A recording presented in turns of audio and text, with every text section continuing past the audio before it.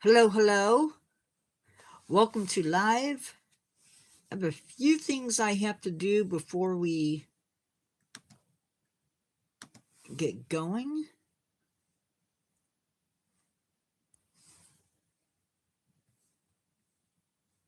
But we will be there shortly.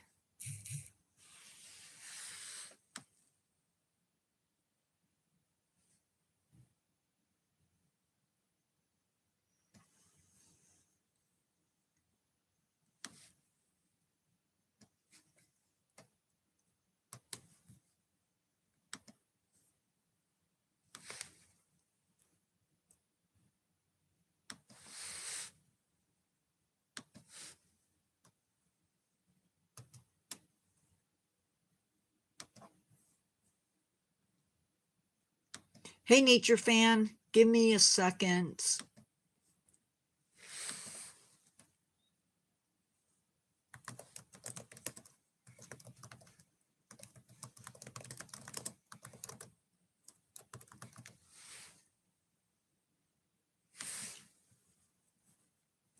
Trying to get the poll set up.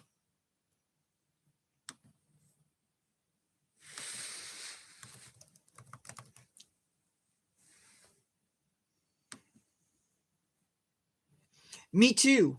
I'm hoping maybe that will bring more people in. They are venomous. Males are. The males are.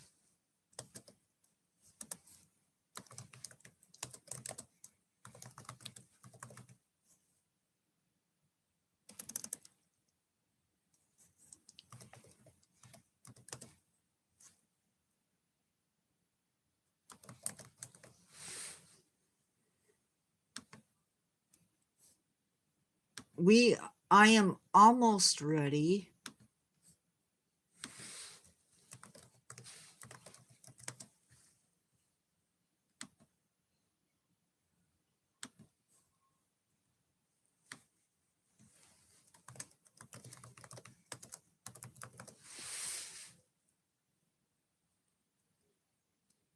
Ooh, nice.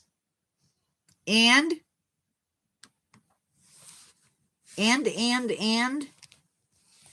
I like to know how what people think. Have you watched any of the others? Hey, Carrie. My camera is doing awesome.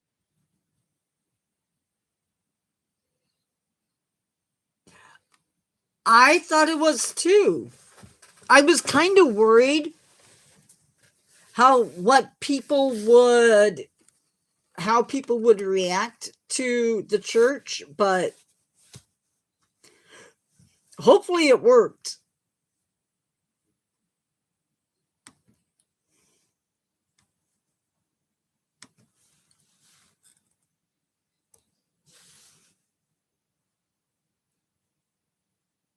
Ah, well, part 2 was out too.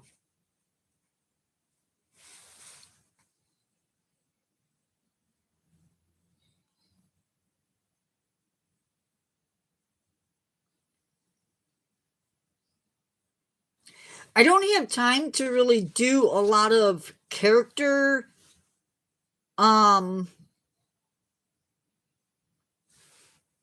I don't have time to really jump into characters with this, so it's a pretty quick flash and headlights sort of a thing.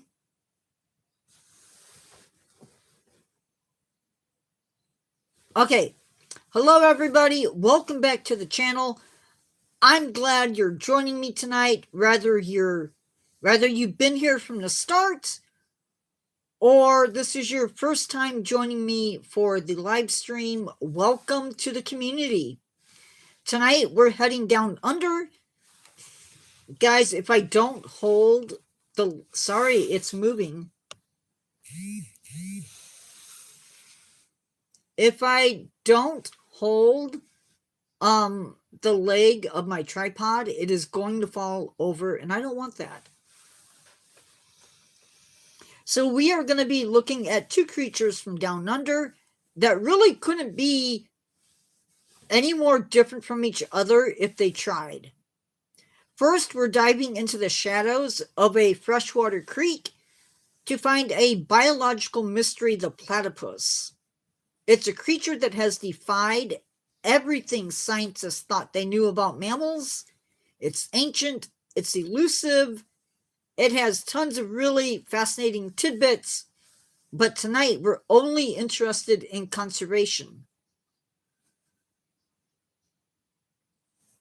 Don't go anywhere, because after we explore the creek, we're heading to the sun-soaked shores of Rottnest Island and a few other places in Australia to meet an animal that has taken the internet by storm. That would be the quokka, also known as the happiest mammal on Earth. We're going to look past the internet, though, and talk about how these resilient marsupials are being saved in the wild. It's going to be a night of mystery, smiles, some facts. So settle in, get your questions ready in chat, and let's get started. So the platypus is near threatened. That is a step towards being endangered. It does mean, however, that the animal is endangered. It is not endangered, but it's facing really serious troubles. The number of mature individuals is around 30,000 to 300,000, but the best estimates are around 50,000. Now, we're talking about adults. We're not talking about baby platypuses, eggs, whatever the case may be. So the population trend for this animal is sadly for more decreases in population. Did I? Yes, I did. I'm good. These numbers are probably going to continue to drop. That's what people are thinking. So the platypus is related to the echidna. However, in platypuses, the males are venomous. They actually have a spur on their back feet. Platypuses live in freshwater systems in northern Queensland, in New South Wales, southwest Victoria, and on Tasmania. Now, they make burrows along streams and creeks and maybe rivers. They feed on invertebrates that they find in the water, which are found using their bills. They actually pick them up using electroreceptors in their bill. Both sexes mature in their second year of life. After mating, she will lay 1 to 3 eggs, but 2 eggs are more typical. They will be incubated for 21 days, and then they hatch. And she will provide milk for 3 to 4 months, and then the young will enter the water to feed on their own, presumably. Now, unlike most mammals, there are no teats on a platypus. Instead, the milk comes from glands underneath the skin, and the milk is released that way. Moving on. Why are they endangered? Their main threats are reductions in the stream and river flows. Climate change is also affecting them because of flooding, which floods the burrows, and that can devastate the population. Taking water from the streams and creeks and rivers to make sure that there's water for farms and industry also is affecting these animals, along with water pollution and other water quality issues. Also bothering these animals is predation by red foxes, dogs, and cats. Can't stress enough how important it is to keep your animals inside. And not to bring in crazy wildlife that can damage other wildlife.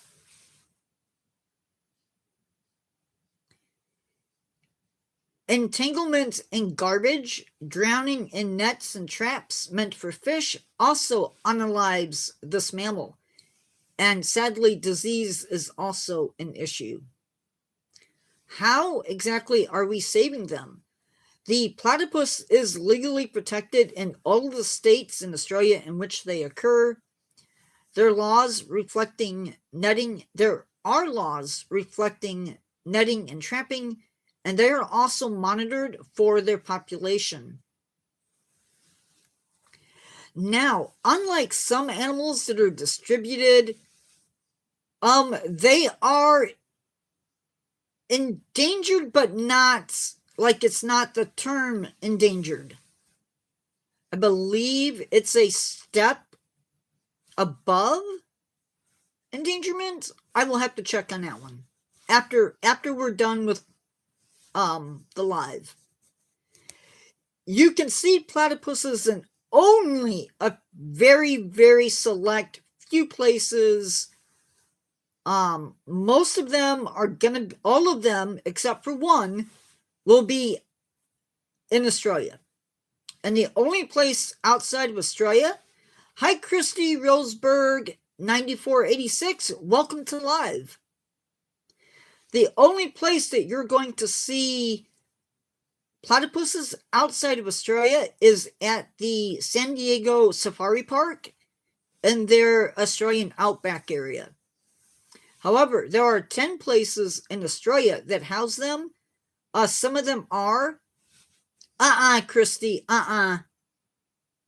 nope, nobody is that old. In Australia, we look at the Taronga Zoo in Sydney, the Melbourne Zoo in Melbourne. Christy, if you do that again, you're going to be given a short timeout. You've been asked not to do that. The Taronga Western Plains Zoo, all of which are in Australia. Conversation isn't just about one type of landscape. We've seen how the platypus needs perfectly clean, flowing fresh water to survive. Now we're switching gears to look at an animal that has adapted to salt spray, dry shrub of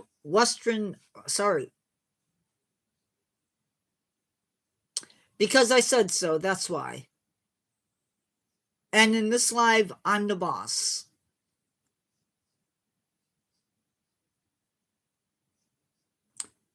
So that's no different.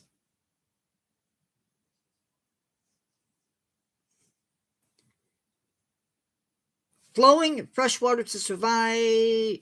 From river's edges to island dunes, let's talk about the quokka. So the quokka, its status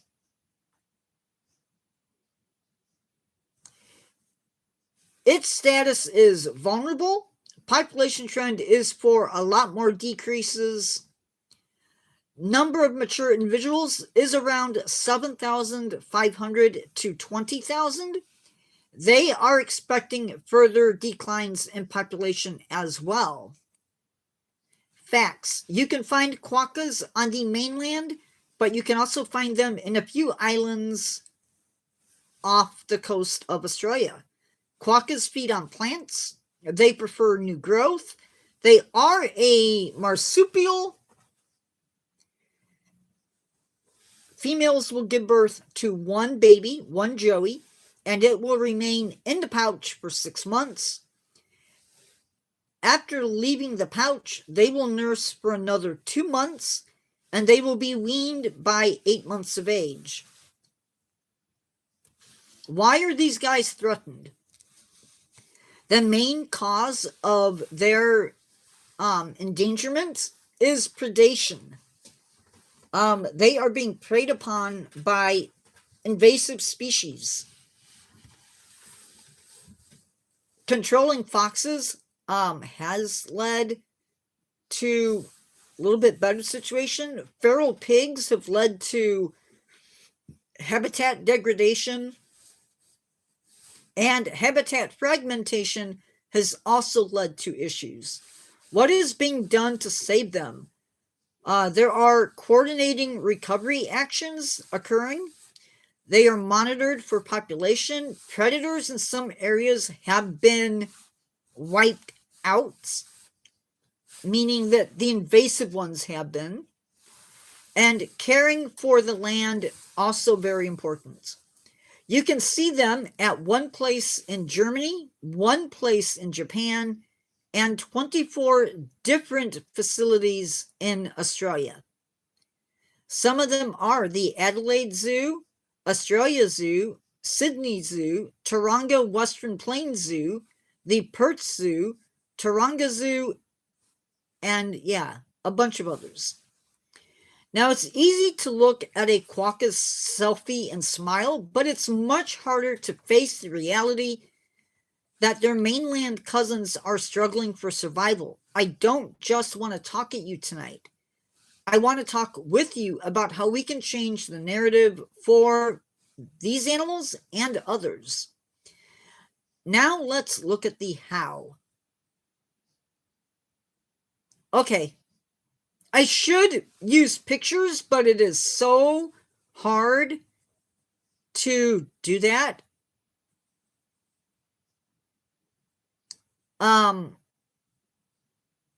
It's really hard to do the pictures. I can't use the phone when I do it, which makes it incredibly hard. I want to hear from you in chat as we move into this segment.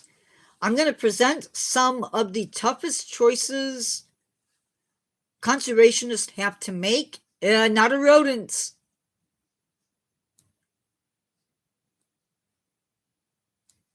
I'm going to present some of the toughest choices conservationists have to make. I want to see your thoughts, your ideas, and your passion for protecting these Australian icons. Let's get active. Yeah, they're not a marsupial. They're not a rodent. They're a marsupial.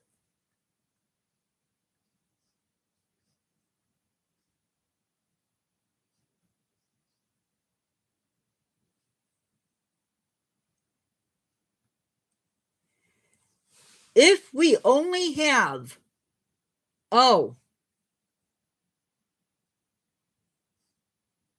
okay. If we only have enough funding to protect one area, do we buy more land for the platypus or for the quokka? What is your choice and why?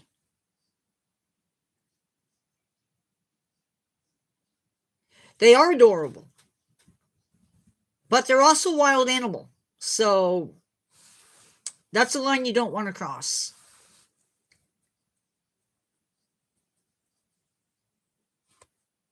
Platypuses just because.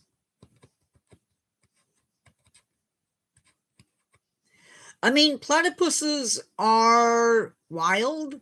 They're pretty crazy animals, so I get protecting them. They're unique.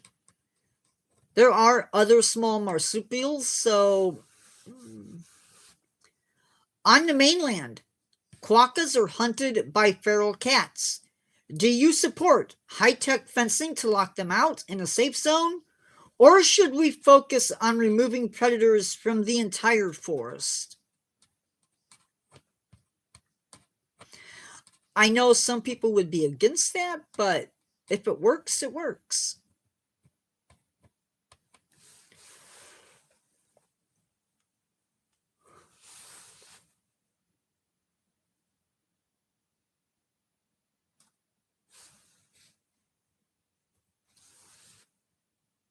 Quokkas are safe on the islands, but get stressed by too many tourists. Should we limit the number of tourists allowed near them, even if it means less money for their conservation? So how do we draw the line in the sand?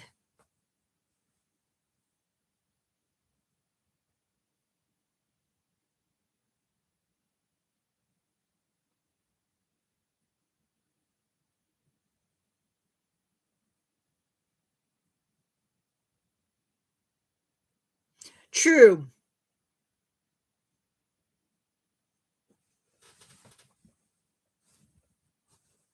Maybe we need more, I don't know. The best part about these lives is the community that we're building. So let's push the notes aside and just chat. I'm going to stay live for a bit to interact with y'all. What were your big takeaways from tonight? Or if you have questions about the platypus and the quokka that I haven't answered yet, fire them into the chat or fire up something else in the chat. And there was something I was going to look up. What was it?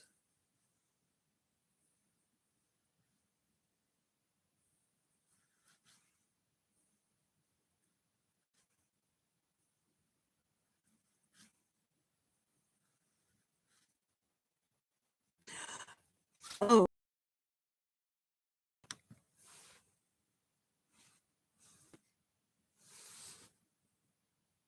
yeah, people, the problem is we equate cute with something like harmless, and quokkas do have teeth. I mean, they can bite. So staying away from them is probably a good thing.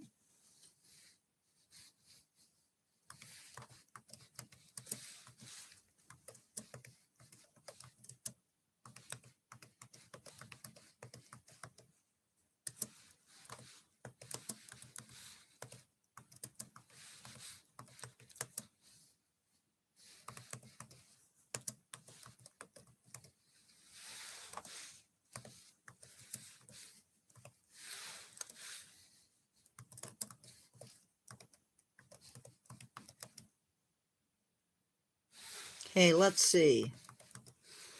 Hopefully the way I typed it, it will.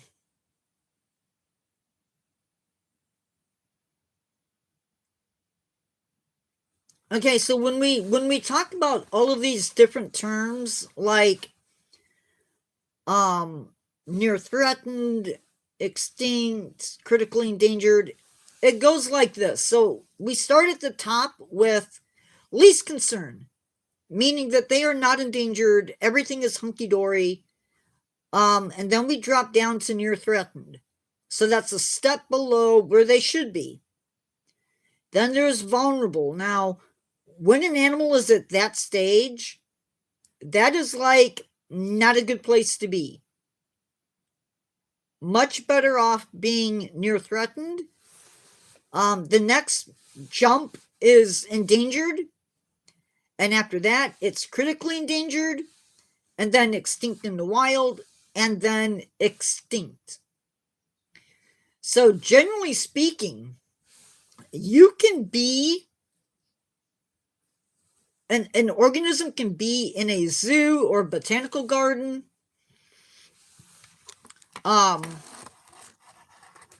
thriving, breeding, but be totally dead outside of that situation. So that's the truth. Hopefully that answers that question.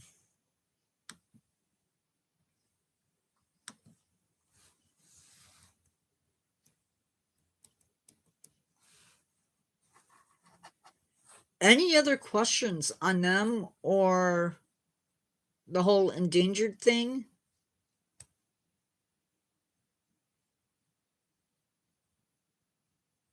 Cool, cool.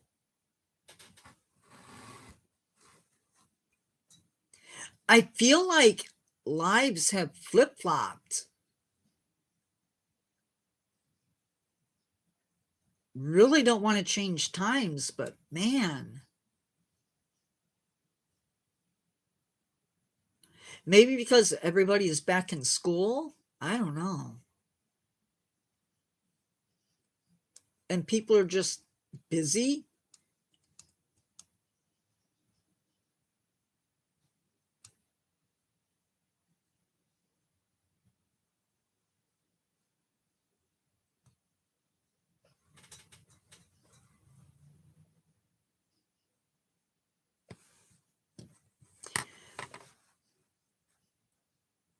Me neither. So coming up Tuesday, we have a double header. We have What Am I? Game Day, where I'll be testing your knowledge of animals or animals in general. Bring your A game because some of those clues could be tricky. I'm not giving you clues. At 1 p.m. Central Standard Time. And then that is followed by Human History and Nature, our very first one. And we are looking at what a lady might be growing in her garden, both medicinally and because there are two types of herbs. There are the medicinal and the culinary, and we will be looking at probably both.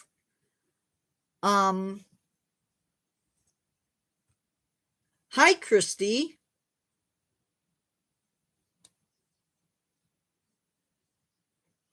So that is what is coming up, and we're going to see how history and nature may have collided and allowed for some of those plants to escape. That is true. Sometimes they are. That's sometimes a good thing. So it's going to be a look at ethnobotany as well as a look at the plants themselves. And that'll be at 6 p.m.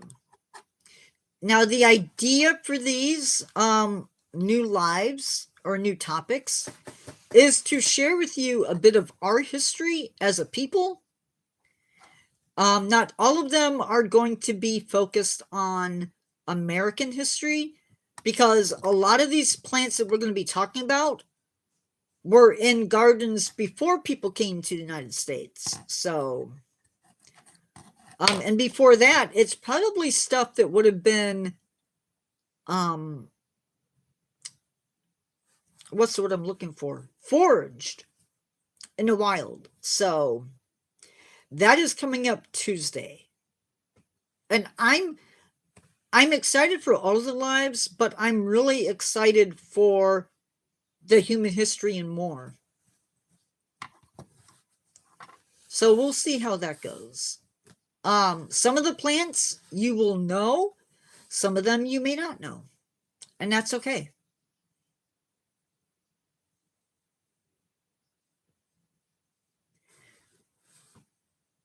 No, quokkas are herbivores.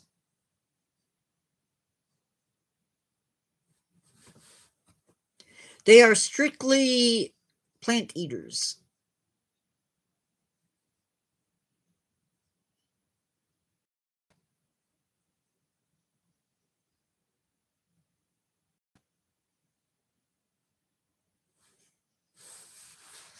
Christy?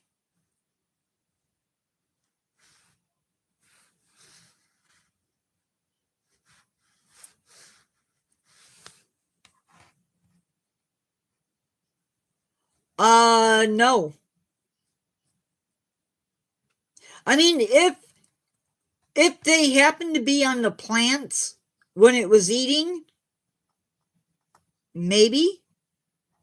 Like an aphid or a scale insect, they might eat it, but it's not going to be something that they're going to be headed out to eat. Predominantly. I don't think, anyway. I mean, to the best of my knowledge,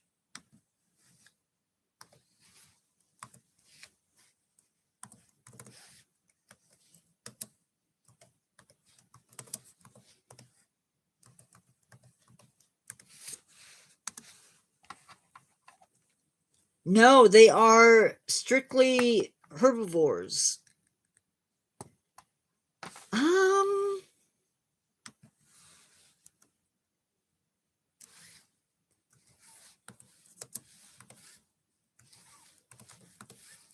I do not. I'm gonna say no, but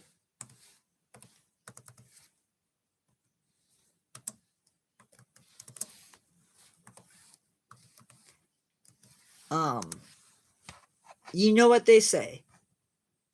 It would be illegal to keep them as pets. There are laws prohibiting them from being removed from the wild, and hefty fines for touching or harming them. So, yep, nope. Sorry, Carrie, for doing that timeout, but she was given a chance and proceeded to ruin it.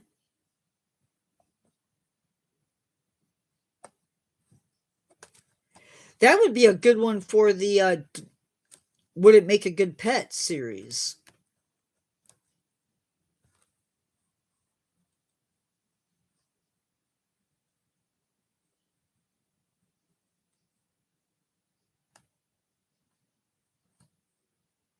Make a really good choice for it, actually. Because I always seem to focus more on great big huge animals.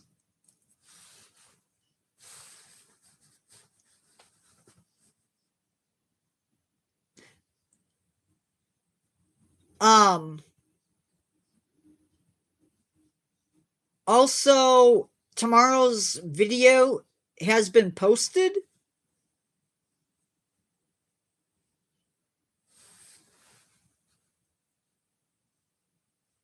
I'm actually really proud of myself for getting it done. And hopefully it's one that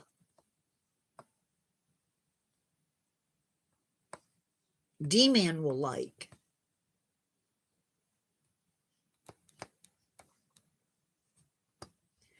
I get to meet the new class tomorrow.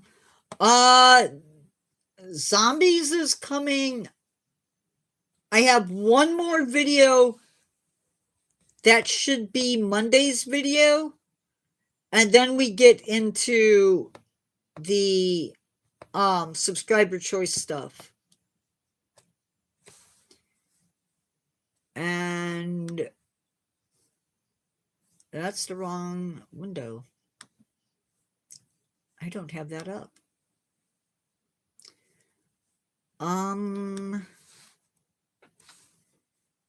It will be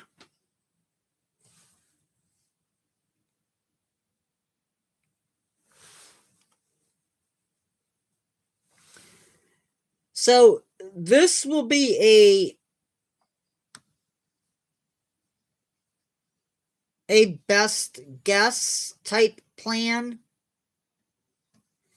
meaning that I'm not sure that this is going to be 100% correct, but Tuesday should be spotted sucker, Wednesday eastern mosquito fish,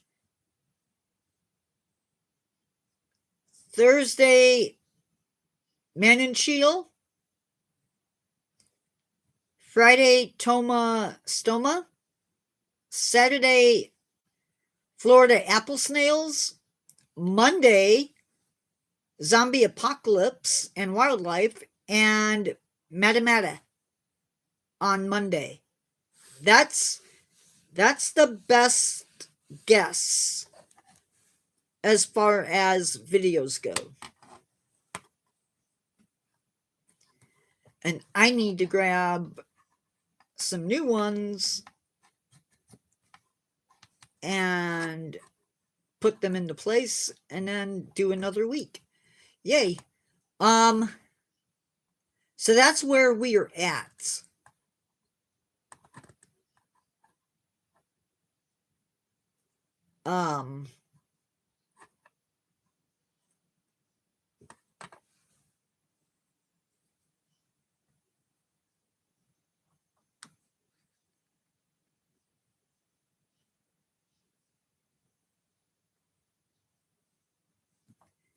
Yes, anyway. I had a burrito for lunch. I have no idea what I'm going to do for supper. I think it's going to be some pasta with some butter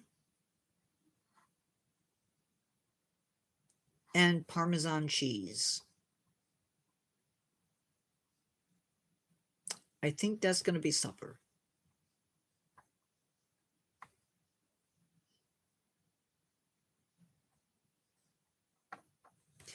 I have a friend in the hospital.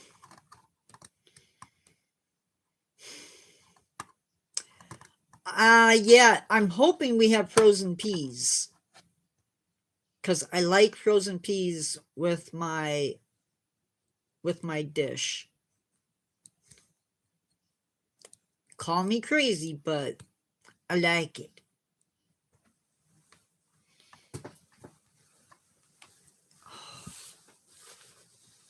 Yeah, hospital. Oh, the joys. Me too. Me too.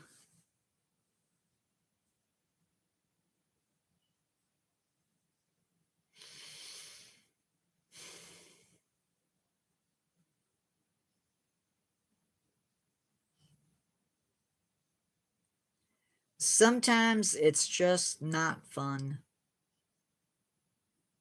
But that's life.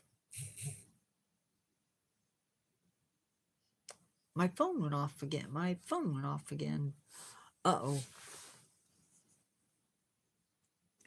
That could be why.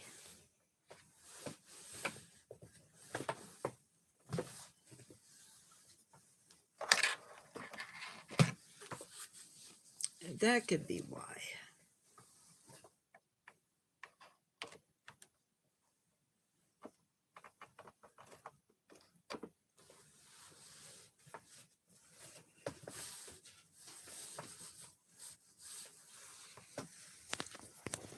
It does. That's the great thing about life, is that eventually it keels out. Everything gets equalized eventually, one way or another.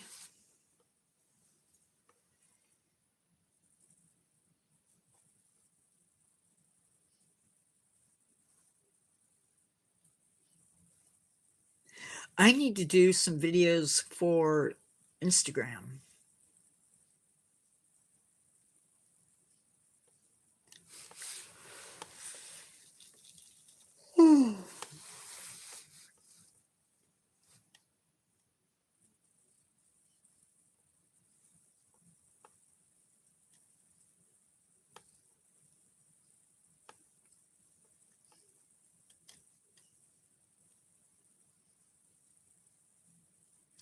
I think I need to start going live like I used to, like at 1:30.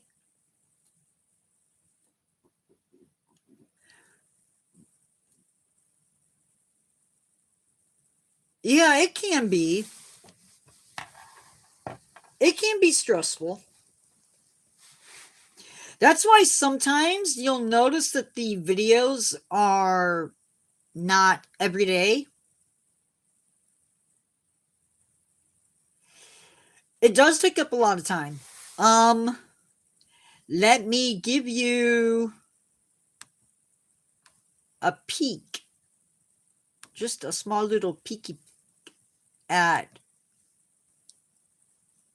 the insanity. Now, do I follow the schedule to the T? Absolutely not. Do I cheat sometimes? Absolutely. Do I sometimes do extra? All the time. So, Sunday, my day starts at 2 o'clock.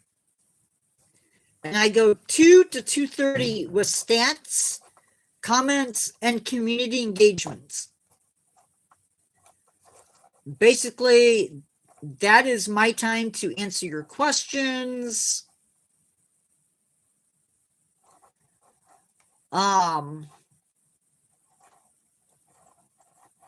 I do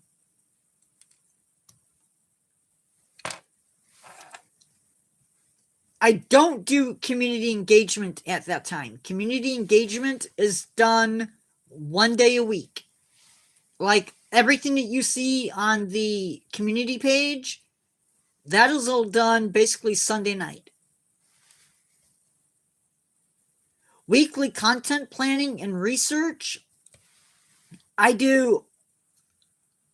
will sit down from 2:30 to 4, and all I do is plan the videos and live. So I'll go in, I'll get pictures, or no, wait, I don't do, maybe I do, but I plan. So that's my planning time. And then I also will do weekly review. So I look at the week previous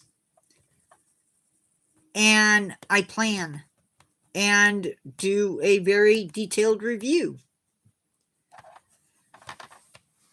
I'm supposed to be recording the story for the Spooky channel that day. I probably won't because the story for this week has not been written. Schedule lives for the upcoming week. So 6:30 to 7 p.m. or till 7:30 p.m. will be moved back that day so that I can do lives for the upcoming week.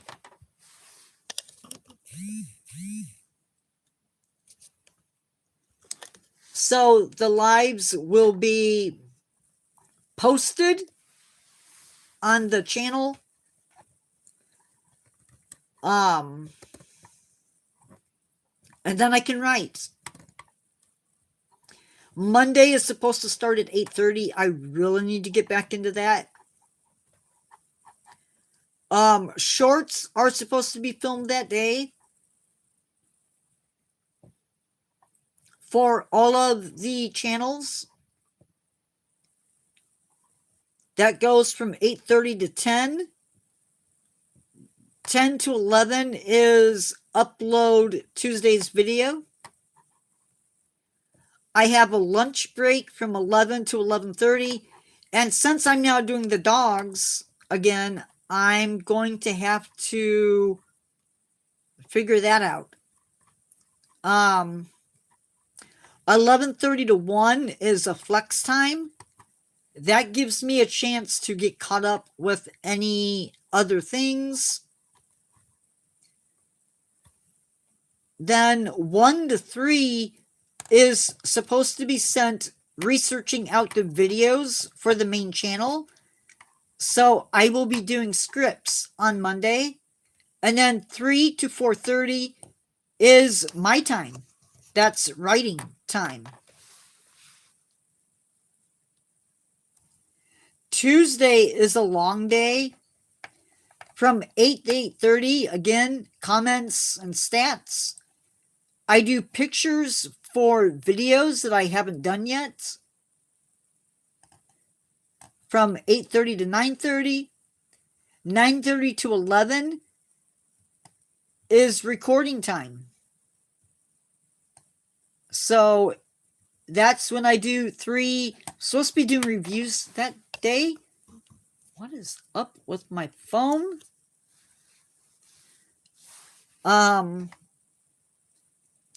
Flex time is 3 to 4.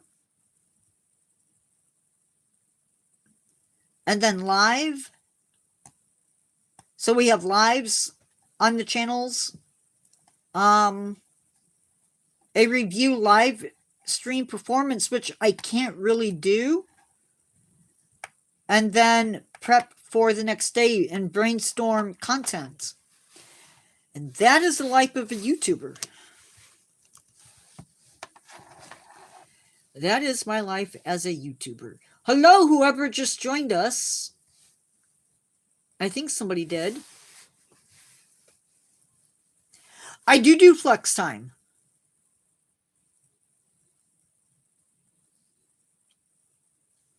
Flex time is anything from playing video games to prep for evening live. And I do flex time. I do quite a bit of flex time.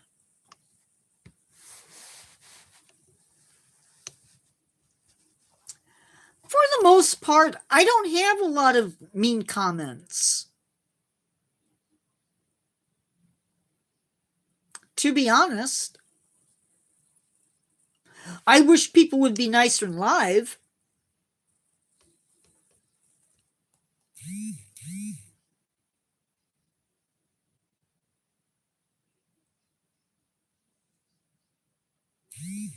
Yeah, as far as I know. Oh, yeah. I mean, in lives, yeah, I wish people would be nicer, more engaging. I wish people would come back.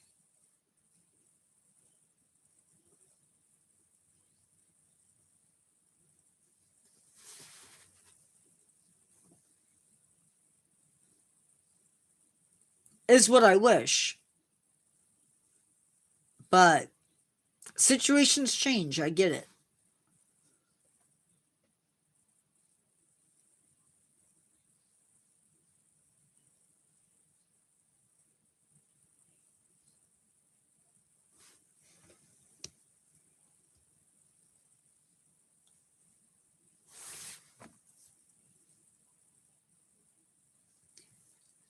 I'm sorry. I am not doing I'm not doing live shirtless. Sorry, that's not happening. If you thought the light hitting the camera or hitting the screen is bad, yeah, you don't want that.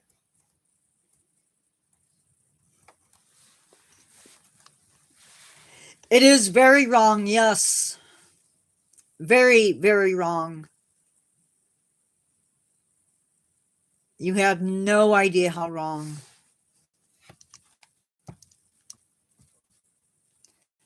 Now, wait a minute. I take offense to that.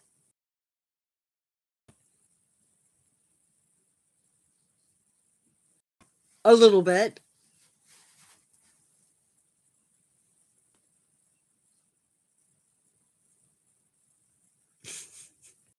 I was joking.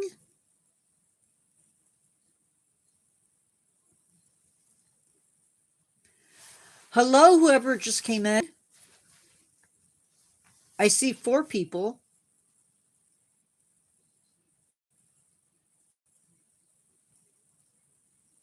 But what's interesting is I only have 3 votes.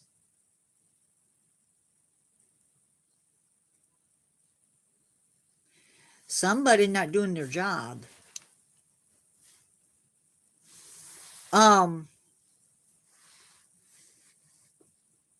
Again, coming up Tuesday, we have Game night, what am I? Game day, what am I? Sorry. And then human history and nature is going to be a discussion on herb gardens in the colonial days in America. The early colonial days. We're talking 1600 to maybe 1500? I don't know.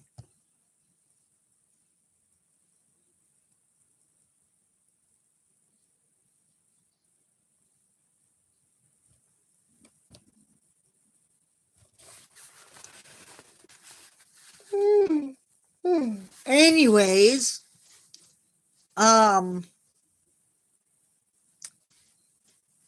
guess it's about that time. Now watch, I'm going to start doing this. And this is when people will start coming in. Watch. What an incredible night. We have gone from the riverbanks of the Platypus. We have gone from the hidden riverbanks of Australia to the island sanctuaries of the Quokka. And your energy in chat has been absolutely world class. Before we head out, if you enjoyed diving into the conservation of the Aussie icons with me, please smash that like button.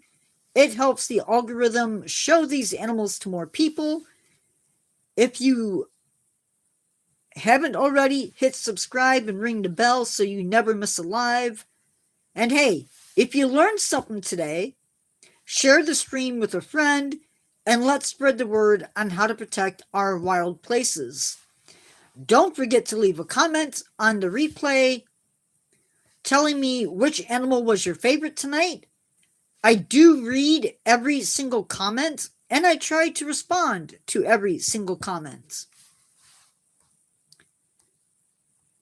Thank you all for being a part of this journey tonight. Stay curious, keep advocating for our wildlife, and I will see you on Tuesday for our next live.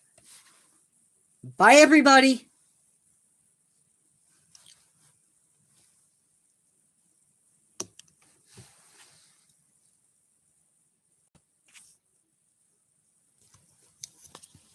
Oops, I hit the wrong thing.